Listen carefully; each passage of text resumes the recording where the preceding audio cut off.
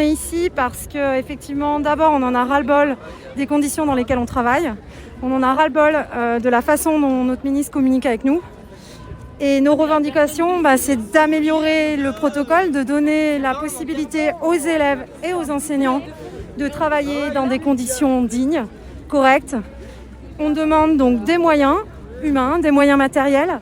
En termes de moyens matériels, tout simplement, on trouve ça scandaleux que, alors qu'on en est à 20 mois de crise, on soit toujours obligé nous-mêmes d'acheter nos masques chirurgicaux. Donc ce qu'on veut, c'est qu'on nous fournisse des masques chirurgicaux et des FFP2 pour les personnels vulnérables. On veut aussi que les salles de classe soient sécurisées avec des capteurs à CO2. En termes de moyens humains, ce qu'on demande, c'est des remplaçants d'enseignants, des remplaçants pour les AED parce que les vies scolaires sont débordées à l'heure actuelle. Et on veut, pour le lycée, le report des épreuves de spécialité qui, normalement, doivent avoir lieu en mars. Là, à l'heure actuelle, on travaille parfois avec des moitiés de classe. C'est très compliqué pour les élèves qui doivent rattraper. C'est très compliqué pour les enseignants qui fournissent le double du travail avec des cours en présentiel et puis en distanciel, le rattrapage des cours pour les élèves absents. On ne voit pas comment, dans ces conditions, on peut préparer correctement les élèves à ces épreuves. Donc on souhaite qu'elles soient reportées en juin.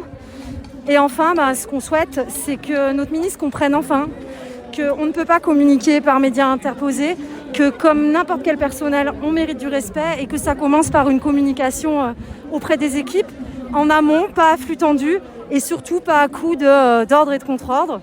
Et enfin, dans le primaire, clairement, ce sont les enseignants en fait, qui subissent tout ça. Ils ne peuvent plus faire le cœur de leur métier, à savoir enseigner. Ils sont occupés donc, à surveiller les médias pour savoir quel est le protocole.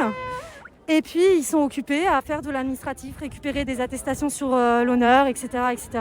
Franchement, c'est intenable et ça n'a plus aucun sens en termes de pédagogie.